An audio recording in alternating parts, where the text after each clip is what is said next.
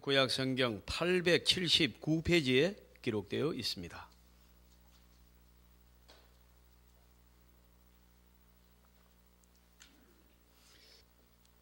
시편 105편 1절에서 6절을 봉독에 올리겠습니다.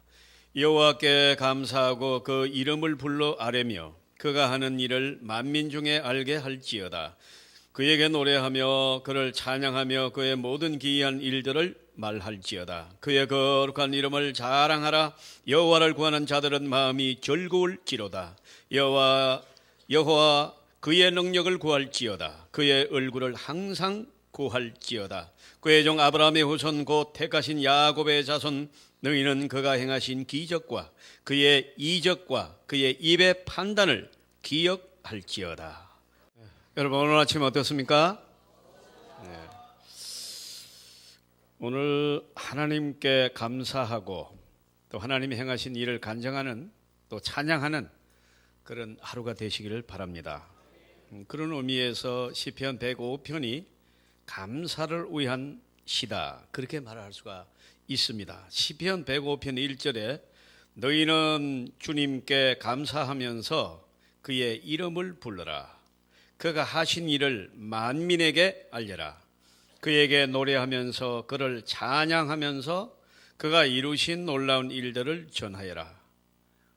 평생 이렇게 하나님께 감사하고 간증하고 찬양하며 사는 것이 예수 안에서 우리에게 허락하신 말할 수 없는 축복인 줄 믿습니다. 세상 사람들은 감사치 않습니다. 부모에게도 감사치 않습니다. 조국에도 감사할 마음 없습니다. 불평밖에 없습니다. 그 형제간들에게도 감사치 않고 상처받은 것만 얘기합니다. 그리고 친구에게도 항상 이제 감사치 않습니다. 불만만 있습니다. 그러나 하나님의 사람은 창조주 하나님 앞에 감사합니다. 우리를 낳아 길러주신 부모님께 감사합니다. 하나님의 교회와 교우들에게 감사합니다. 네, 자녀에게도 감사합니다. 여러분, 우리가 살아있음이 감사인 줄 믿습니다. 자, 이 감사를 아는 자체가 벌써 축복이다 하는 것입니다. 그의 품위가, 그의 삶의 그 질이 엄청 높아졌다는 거죠. 네. 그래서 여러분, 감사하는 사람은 얼굴이 다르고요. 그 눈빛이 지혜가 번쩍번쩍 빛나게 돼 있고 그의 얼굴이 여러분 해같이 빛나는 것입니다. 그런 분에게 독한 질병이 있을 수가 없으며 물러가게 돼요. 걸려도요, 인간인지는 걸려요. 쉽게 여러분 치료되는 줄 믿습니다. 그러나 안타깝게도 우리의 현실은 그렇지가 못할 때가 많습니다. 목사인 저 자신부터 감사의 간증과 찬양보다는 근심과 염려로 가끔 우울할 때도 있습니다. 우리 이제 성도님들 중에 좋은 일이 일어날 때 담임 목사에게까지 전해주는 사람도 물론 있지만은, 그리고 이제 좋은 일은 좀 알려주는 것이 그래도 좀 조금 소극적인데, 그런데 어려운 일들이 생기면 반드시 이제 기도의 요청을 해 주시는 겁니다. 그러다가 보니까 이 듣는 소식이, 항상 접하는 소식이 이제 임종을 가까워진 소식, 또 사고 당하여 지금 이제 달려가고 있다, 어떻게 됐는지 가봐야 한다, 이제 이런 소식, 또 암 환자가 걸렸는데 조직 검사가 들어갔는데 결과가 나와봐야 안다, 이제 뭔가 항암 치료를 했는데 진전이 없다, 이거 뭐 항생제가 통하지 않는다, 계속해서 적당한 맞는 항생제를 쓰고 있는데 현재까지는 전혀 이 차도가 없다, 이런 이 얘기를 듣습니다. 시험에 불합격해서 어떻게 하면 좋겠느냐, 실직한 성도가 있습니다. 또 여러분, 가족에 어려움이 있는, 이 자녀의 문제, 심각한 문제가 있는 그런 이제 전화 상담이 옵니다. 여러분, 또 가정이 파산될 지경에 있는 그런 아주 위급한 상황도 있습니다. 고통당하는 교인에 대해서 듣게 됩니다. 그러다가 보니까 즐거운 마음보다는 힘들 때가 많고, 또 어떻게 잠이라도 자려고 누워 있다가 야, 내가 이렇게 자도 되나? 기도해야 되지 않나 하는 생각에 막 시달립니다. 여러분, 그래서 항상 마음 상태를 점검하며 감사와 기쁨으로 마음을 지키려고 노력하고 있는 것입니다. 사랑하는 성도 여러분, 그렇지 않으면 금방 우울하고 염려가 가득하고 여러분 두려운 상태에 빠지기 때문입니다. 그거는 누구도 마찬가지입니다. 귀하신 여러분, 문제가 없는 사람은 한 사람도 없습니다. 우리는 많은 걱정거리와 해야 될 문제들이 많습니다. 그렇지만 여러분, 우리는 그 문제 속에 파묻혀서 어려움을 당하는 것이 아니라 오히려 감사하고 찬양하며 하나님께 맡기는 승리하는 저와 여러분 되시기를 바랍니다. 시대 말을 살면서 마음에는 걱정과 염려가 얼마나 많습니까? 그런데 사랑하는 성도 여러분, 하나님께서 지금도 기적을 행하시는 것을 믿으십니까? 이걸 반드시 믿으셔야 됩니다. 하나님께서 행하신 일을 간증하라 하였지만 대부분의 성도님들은 간증할 것이 없다고 말합니다. 하나님은 기적의 하나님이라고 믿지만은 자신의 삶 속에서 기적을 행하실 것이라고 믿지 않습니다. 그는 기도 많이 하는 사람에게 나타나거나 아니면 충성하는 몇몇 사람이 또 믿음 좋은 몇몇 사람에게 일어나는 일이 아닌가, 이렇게 나하고는 기적은 거리가 먼 것처럼 생각하는 성도가 꽤나 많이 있습니다. 그리고 여러분, 이 기도했는데도 기적이 일어나지 않으면 이건 무슨 체면이 많이 아니고 이게 내가 더 실망하지 않을 것인가. 그러므로 우리가 마음 상태를 점검해야 됩니다. 여러분, 저와 여러분은 이 기적이 일어난다 안 일어난다를 걱정하는 것이 아니라 내 마음에 하나님에 대한 감사만 있으면 간정이 있게 되고 그 간정 속에 하나님을 찬양하게 되고 이 찬양이 승리로 하나님의 축복으로 응답받을 줄 믿습니다. 우리에게 감사할 이유가 없어서 감사하지 못하는 것이 아닙니다. 사실은 여러분, 받은 은혜를 기억하지 못하여 감사하지 못하는 것입니다. 제가 세미나 갔다가 어떤 강사 목사님이 연세가 많이 드신 분인데 아주 독특해서 지금도 기억합니다. 이분이 이제 경주 세미나에 왔는데 이런 말씀합니다. 여러분, 저는 12남매 중 막내로 태어난 목사입니다. 우리 이제 10남매도 제가 소개했습니다만 12남매 또 목사님이 계세요. 일제시대와 전쟁을 겪으면서 위로 10명이 죽었다는 거예요. 그러니 여러분, 그 어머니와 아버지가 어떻게 살았겠습니까? 그런데 부모님이 이 목사님이 태어나자마자 또 죽을까 봐서 하나님께 바쳐버렸다는 거예요. 이제 하나님 종으로 바치니까 하나님 살려달라고 자꾸 죽으니까. 그런데 목사님이 3살 때 부모님과 피난을 갔다가 공주 근방에서 길을 잃었답니다. 밤은 깊어가고 너무나 무섭고 울면서 헤매는데 어떤 아주머니가 길 옆에 사는 집인데 창문을 열더니 너 왜 그렇게 울고 있느냐 그렇게 물으시더랍니다.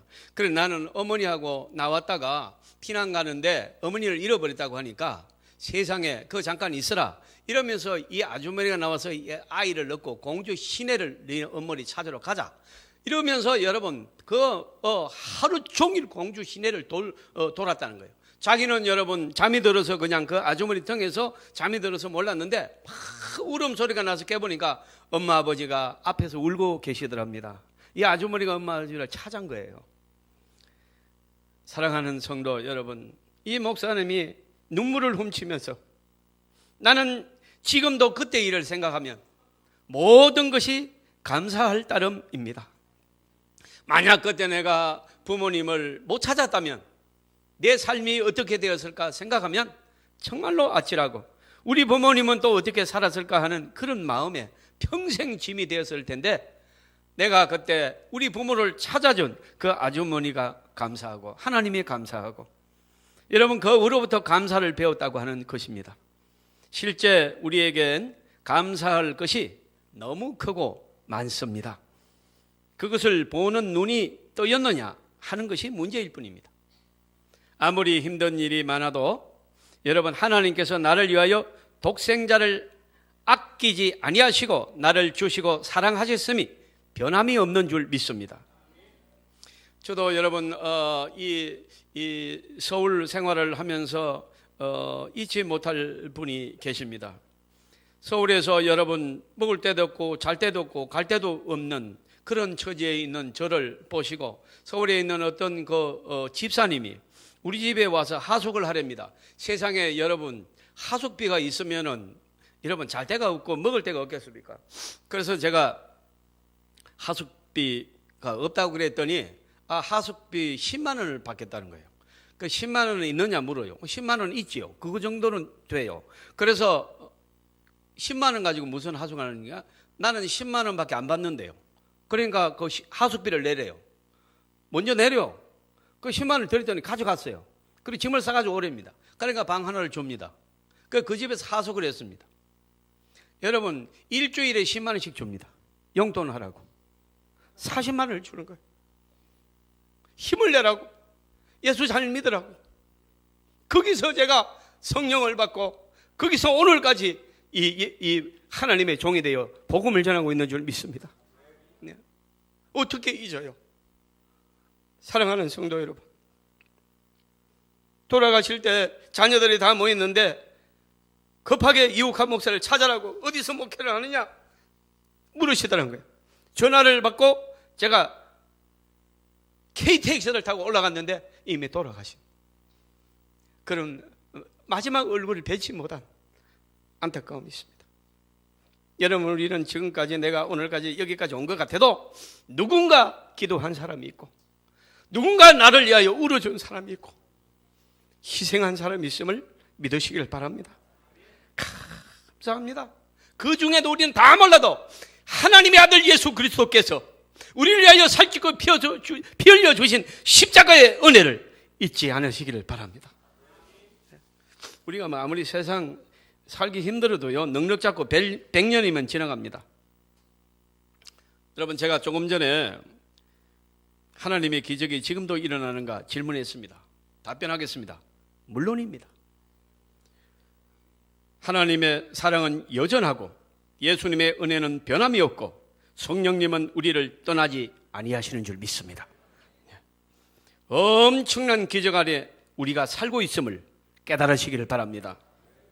오늘 여기에 내 발로 걸어왔다면 기적이 있는 것입니다. 수많은 환자들이 간밤에도 생사를 다투는 시간들을 지내고 돌아가신 분도 셀 수도 없습니다. 사랑하는 성도 여러분, 우리는 오늘 이렇게 건강한 모습으로 하나님을 찬양하며 오늘 이 아름다운 교회에서 예배를 드리고 있음을 감사하시기를 바랍니다. 여러분 우리는 이 은혜가 하나님의 이 은혜가 어떤 어려움이나 슬픔이나 고통보다도 비교할 수 없이 크고 강력하며 뜨겁습니다. 그럼에도 하나님이 해주신 것이 무엇이 있어? 예수 믿어도 나는 별로 복받은 것 없다 이렇게 생각하는 분들이 있을 수 있습니다. 우리는 여러분 하나님이 이 사랑하시는 방법이 내 방법대로 내 마음에 여러분 생각대로 되지 않는다고 해서 하나님이 나를 사랑하지 않는 것도 아니며 나를 버린 것도 아니라는 사실을 분명히 깨달아야 하는 것입니다. 요셉이 팔려가서 여러분 낯설고 물설건 애굽의 노예라고 갈 때 버린 겁니까? 아닙니다. 여러분 요셉은 너무나도 여러분 이 총명합니다. 요셉의 믿음이 너무나도 특심하고 그 신앙의 열심입니다. 요셉은 여러분 탁월한 하나님의 종입니다. 그래서 여러분 요셉을 애굽의 국무총리로 쓰시기 위하여 애굽으로 이동을 시켜야 되는데 이동할 길이 없는 겁니다. 형들이 팔아서 간 것입니다. 여러분 따라서 여러분 이러한 일들이 인간적으로 볼 때는 매우 불행한 일이며 집안에 창피한 일이며 원수될 수밖에 없는 일임에도 불구하고 요셉은 절대로 사언적 믿음에서 삐나가지 않습니다. 자, 하나님의 은혜, 이 꿈에 보여주신 여러 별들이 내게 절하고 형님들의 단이 내게 절하더이다 하는 그 짤막한 환상을 보고 끝까지 여러분 하나님을 믿습니다. 팔려가도 여러분 형들이 나를 팔아 그렇게 여러분 원망하고 원수를 갚으려고 이를 갈고 그런 적이 한 번도 없습니다. 그리고 나중에 형님을 만났을 때도 여러분 뭐라고 합니까? 형님들 염려하지 마세요. 형님이 나를 판 것이 아니라 하나님이 나를 여기 보내고 형님들의 자녀들, 내 조카들, 그 자녀 손손이 내가 기르리이다. 내가 교육하고 내가 책임져서 그들을 결혼시키고 내가 직장을 다 마련해줘서 살게 만들어주겠다는 것입니다. 이 하나님의 사람을 보시기를 바랍니다. 하나님의 사람은요 어디를 가나 일으켜요. 무너뜨리는 자가 아닙니다. 율법주의자가 아닙니다. 형님 잘못했지요? 한마디를 묻지 않습니다. 그러나 여러분, 이 사탄은 뭡니까? 누가 잘못했고 대통령이 잘못했고 누가 간첩이, 이제 그만하세요. 우리가 이 나라가 하나가 되어야 될 줄로 믿습니다. 하나가 되어야 돼요. 여러분의 가정도 하나가 되시기를 주님의 이름으로 축원합니다. 서로 막 잔살만 하면 따져보세요. 그 집안이 옳은가. 하루도 살 수 없어요. 전쟁이 일어납니다. 귀하신 여러분, 우리는 오늘 성령의 사람으로 기적을 바라면서 살아가는 하나님의 자녀들입니다. 우리가 진정으로 하나님을 믿고 감사가 있다면 반드시 기적을 주실 줄로 믿습니다. 여러분, 우리는 하나님께서 무언가 좋은 것을 주시면 감사하고 그렇지 않으면 감사할 이유가 없다는 식으로 하나님을 믿는 자가 아닙니다. 우리는 구원받을 때부터 말할 수 없는 은혜 안에서 구원을 받은 사람들이고 지금도 그 은혜가 우리의 삶 전체를 덮고 있는 줄 믿습니다. 할렐루야. 여러분, 오늘 여호와의 은총이 여러분 위에 머물러 있다는 것을 꼭 기억하시길 바랍니다. 저와 여러분의 자녀에게 하나님의 축복이 있을 줄 믿습니다. 이거를 믿으라고 하는 것입니다. 세상 기준으로는 삶의 형편이 천차만별이지만 주님의 은혜 안에서는 다 똑같이 말할 수 없는 은혜 안에 살고 있는 것입니다. 우리의 얼굴이 다르듯이 하나님이 이끄는 방법, 하나님이 쓰시는 길이 달라 보이지만은 하나님은 동일한 사랑과 은혜로 기적으로 우리와 함께 하실 줄 믿습니다. 이것을 깨달을 때 삶을 덮는 은혜, 삶을 덮는 감사를 깨닫게 되는 것입니다. 그래서 시편 기자는 하나님께서 행하신 놀라운 일들을 기억하라고 했습니다. 5절에 보니까 주님께서 이루신 놀라운 일을 기억하라. 그 이적을 기억하고 내리신 판단을 생각하여라. 그 종 아브라함 자손아, 그가 택하신 야곱의 자손 너희들아. 오늘 저와 여러분에게 영적인 야곱의 자손, 야곱의 아브라함의 자손인 줄 믿습니다. 여러분, 하나님의 놀라운 은혜를 기억하라는 것입니다. 변함없이 내가 너를 사랑하고 있다고 오늘 우리에게 말씀하고 있는 줄 믿습니다. 여러분, 모범적이고 건강하게 부흥되던 교회로 알려졌던 이 춘천중앙교회라고 하는 교회가 있습니다. 이게 2016년에 화재가 발생하여서 교회가 전소되는 그런 대형 화재가 나서 예배당이 전부 다 불에 탔습니다. 그런데 1년 만에 이제 이전보다 더 좋은 예배당으로 복원하여서 입당 예배를 드리고 이 교계에 또 이 지역에 귀감으로 자리 잡았습니다. 자, 어떻게 이 교회가 1년 만에 복원되었느냐? 이 화재가 발생하고 나서 그 원인이 뭐냐? 누가 기도하지 않아서 그렇다, 누가 문제가 됐다는 말, 전혀 그런 원망의 말이 없이 서로가 하나가 되어서 위로하고 격려하면서 여러분, 이 하나님의 교회를 복원하는 데 1년밖에 걸리지 않았다는 것입니다. 그런데 여러분, 거기에는 하나의 이유가 있었다고 합니다.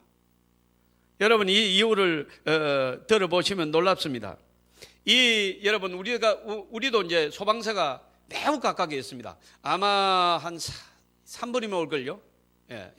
그걸 울리면 다른 차가 서주니까 3분 안 걸릴지도 모릅니다. 이제 그렇지만은 이 교회도 이 소방서에서 출동하여 와가지고 최선을 다해서 불을 끈다고 껐는데 목숨을 걸고 끄지 않습니까? 그런데 교인의 일부는 신속하게 출동하지 않았다. 그리고 적극적으로 껐으면 전소되는 사고는 없다. 이러면서 이제 감롯 얼밤하면 논란이 이제 벌어지는 가운데 그 담임 목사님은 아무 말도 안 하고 떡과 과일을 이렇게 몇 박스를 싸가지고 당회원들을 모시고 여러분 소방서에 가서 목숨을 걸고 불 꺼주셔서 감사합니다 하고 감사를 했더니 여러분, 소방서에서 또 이렇게 감사를 해주니까 너무나도 교회답다, 너무나도 교회가 정말 가고 싶다, 이런 말을 하면서 이 소문이 나면서 논란이 싹 없어져 버렸어요. 전부 감사하자로 여러분 교회 분위기가 바뀌었는 줄 믿습니다. 그리고 여러분, 하나도 이탈 없이 전부 헌금하고 기도하고 그래서 1년 만에 복음시켜버린 거예요. 여러분, 감사 하나가 하나님의 교회를 세우는 줄 믿습니다. 사랑하는 여러분 중에 대형 화재가 발생한 것 같은 인생의 위기를 만난 분이 혹시 계십니까? 눈앞의 어려움보다 더 크고 놀라운 하나님의 은혜와 사랑의 역사를 기억하시기를 바랍니다. 이렇게 감사하며 살려면 시편 기자의 권면대로 항상 주님을 바라보아야 합니다. 여러분, 그의 거룩하신 이름을 찬양하시기를 주님의 이름으로 축복합니다. 주님을 찾는 자를, 여러분, 주님의 역사 때문에, 은혜 때문에 기뻐하는 자는 반드시 하나님의 능력을 받게 되어 있습니다. 여러분, 이 예배하는 자에게, 여러분 복잡하게 설명할 것도 없습니다. 예배하는 자, 예배를 드리는 자, 적어도 아무것도 못했습니다. 우리 이 기도하신 우리 장로님 돌아보니 우리는 허물밖에 없습니다. 매우 겸손한 기도입니다. 참 은혜스러운 기도. 그러나 여러분, 하나님은 우리 보고 말합니다. 아니다. 내가 너를 볼 때마다 내가 너를 얼마나 기쁜지 내가 기쁨을 이기지 못하겠다. 나 너만 보면 기뻐 어쩔 줄 몰라 하겠다. 이렇게 고백하시는 줄 믿습니다. 우리는 이 예배가 그만큼 중요한 것입니다. 오늘도 여러분 어떤 여러분 모양으로 예배에 나왔을지라도 분명한 것은 저와 여러분이 예배의 자리에 있다는 것입니다. 여기에 하나님의 기적이 있을 줄 믿습니다. 사랑하는 성도 여러분, 항상 함께 하시는 주님을 바라보시고 살았던, 아까 제가 소개했던 요셉의 사원적 신앙을 꼭 기억하시고, 그 어떤 보디발의 아내도 여러분 총리가 되고 나서 부를 만한데 절대로 안 부릅니다. 넌 분명 아무도 몰라도 당신은 나를, 무지한 나를 감옥에 쳐넣었지, 알고 있지? 한마디도 안 하는 것입니다. 여러분, 남의 죄를 캐고 다니는 게 사탄이 하는 것입니다. 사랑하는 허던 죄를 덮는 줄 믿습니다. 그러면 하나님의 나라가 건설되지 않아요. 자녀들이 이를 캐고 다니면서 여러분 그 자녀가 여러분 너 잘못하고 뭐 잘못하고 그러면 그 사람 집에 안 들어오는 것입니다. 우리는 여러분 다 알면서도 엄마는 모른 척하고 그를 살리려고 애쓰는니다. 눈물로 기도하는 것입니다. 여기에 하나님의 나라가 건설될 줄 믿습니다. 어머니를 속여요? 누구를 속여가 아니에요. 다 알고 있는 것입니다. 아버지를 속여요? 누구를 속여요? 다 알고 있는 것입니다. 그럼에도 불구하고 여러분, 아버지는 혹시 상처받을까 봐 여러분 오직 뒤에서 사랑으로 감싸주고 있는 줄 믿습니다. 저는 지금도 저희 아버지가 기억납니다. 우리 아버지는 다른 거는 별로 관심이 없습니다. 공부를 못하면 심하게 때립니다. 저는 오해하지 말고 들으시길 바랍니다. 저는 맞은 적이 없습니다. 왜 그런가 하니까 거의 다 100점을 이제 미안한데 이거 잘못했다. 맞았기 때문입니다. 그런데 한번 받아쓰기를 85점을 맞은 거예요. 통지표를 받았는데 하늘이 놀았습니다. 저는 집에 들어갈 수가 없습니다. 얼마나 고민을 했는지 모릅니다. 85를 95로 고치려고 연구를 했습니다. 죄송합니다. 목사 별 소리를 다 합니다. 그리고 그때는 목사가 아닙니다. 그냥 어린아이입니다. 그래서 여러분 집에 가서 면도날로 한목에 많이 긁으면 그게 표가 날 것 같아서 아주 오랜 시간을 걸려서 긁으니까 지워져요. 거기에다가 구자를 썼는데 너무 표가 납니다. 그래서 거기다가 손톱으로도 문지르습니다. 좀 괜찮습니다. 들킬 것 같은 마음 50%, 괜찮을 것 같은 마음 50%. 그래서 그것도 아버지가 맑은 정신을 때 보면 또 잡힐 것 같아서 없이 막 그냥 힘이 들고 막 지쳐서 오실 때 그때 딱 차서 아버지 통지표입니다. 이렇게 보니까 이렇게 쫙 보더니 받아쓰기 잘했네. 딱 그러시더라고요. 이렇게 있으니까 다음에도 공부 열심히 해라. 탁 밀어버려. 도장은 네가 찍어가지고. 그래서 내가 이제 아버지를 완벽하게 속인 줄 알았어요. 그 이튿날 엄마가 날 불러요. 너 다음부터는 고치지 마라. 어제 아버지가 너 기가 막히게 고쳤다고 얘기한다. 잊지 못해요. 다 알아요. 웃기는 얘기한 거예요. 다 알아요. 사랑하는 성도 여러분, 하나님이 다 알고 계십니다. 그런데 우리를 용서해 주고 계시는 줄 믿습니다. 다 세우시는 겁니다. 사랑하는 성도 여러분, 오늘 여러분 요셉뿐만이 아닙니다. 다니엘을 보세요. 여러분 다니엘은 이 포로로 끌려가 가지고 여러분 바벨론의 국무총리, 바사의 국무총리, 메대의 국무총리, 이 세 나라를 거쳐 국무총리로 서임을 받았습니다. 이런 어떻습니까? 다니엘은요, 감사와 사랑, 기쁨으로 살면서 하루에 3번씩 예루살렘을 향하여 문을 열고 기도하고 하나님의 말씀과 타협하지 않습니다. 어떤 고난이 와도 말씀을 지키려고 목숨을 겁니다. 매일 감사의 일기를 씁니다. 매주일 여러분 오늘날로 말하면 감사의 예배를 드렸습니다. 여러분 오늘 이렇게 한 다니엘에게 하나님은 놀라운 기적을 베풀어 주셨습니다. 이번에 이번에 그 외국 갔다가 유럽에서 사역하는 여선교사 한 분의 얘기를 이게 전해서 들었습니다. 열심히 선교 사역을 해가지고 교회를 세웠는데 교인이 한 20명 이래 나옵니다. 여러분 15년을 사역했는데 교인 20명이 나오는 겁니다. 보통 여러분 교인 현지인이라고 그러면 여러분 몇백이 모여요. 일단 여러분 뭐 빵만 줘도 모이는데 이거는 참 안 모입니다. 그러니까 한 20명 모임.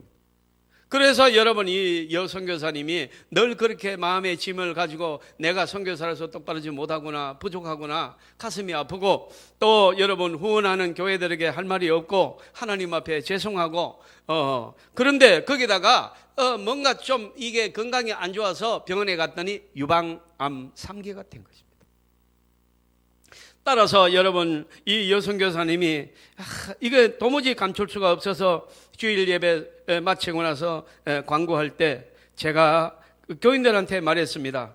그동안에 여러분을 잘 섬기지도 못하고 이렇게 미안한데 거기다가 제가 암 3기로 진단을 받았습니다. 언제 내가 사역을 그만둘지 모르지만은 내가 떠나갈 때까지 내 일을 계속할 테니까 그렇게 알고 여러분 열심히 교회를 나오시라고 그렇게 얘기했더니 아무 반응도 없던 그 한 20명의 현지인들이요, 여러분 돌아가면서 기도회 프로그램을 짜고 금식기도 하고 막 이러면서 여러분 막 기도하기 시작하는 겁니다. 세상에 평상시에 기도하러 나오던 한 사람도 안 나오던 사람들이 그 소식을 듣고 여러분 금식하며 기도하더니 그리고 한 달이 지나가가지고 병원에 갔더니 그 암이 없어졌다고 의사가 깜짝 놀라더는 거예요. 할렐루야. 아무리 애써도 노력해도 안 되던 거 이제 아무 할 수 없어, 병 걸려 할 수도 없는 상태인데 하나님이 교회를 부흥시킨 것입니다. 할렐루야. 여러분 어떻게 하나님께 감사하지 않을 수가 있겠습니까? 저는 그래서 분명히 어제도 어느 장로님하고 얘기했습니다. 우리가 사람이 교회를 지키는 것이 아닙니다. 하나님이 교회를 지키시는 것입니다. 사람이 가정을 지키고 여러분 자녀를 지키는 게 아닙니다. 하나님이 지켜주십니다. 분명히 우리는 여러분 하나님의 은혜의 기적이 있습니다. 하나님께 감사드리고 싶은 마음을 담아 우리는 오늘도 믿음으로 예배를 드립니다. 이 예배가 상달될 줄로 믿습니다. 사랑하는 성도 여러분, 우리는 경주의 유명한 채부자 이야기를 모르는 사람이 거의 없습니다. 400년 동안 12대 만석군을 배출한 집안입니다. 이 가문에 내려오는 전통이 하나가 있는데 사방 백리 안에 굶어서 죽는 사람이 없게 하라.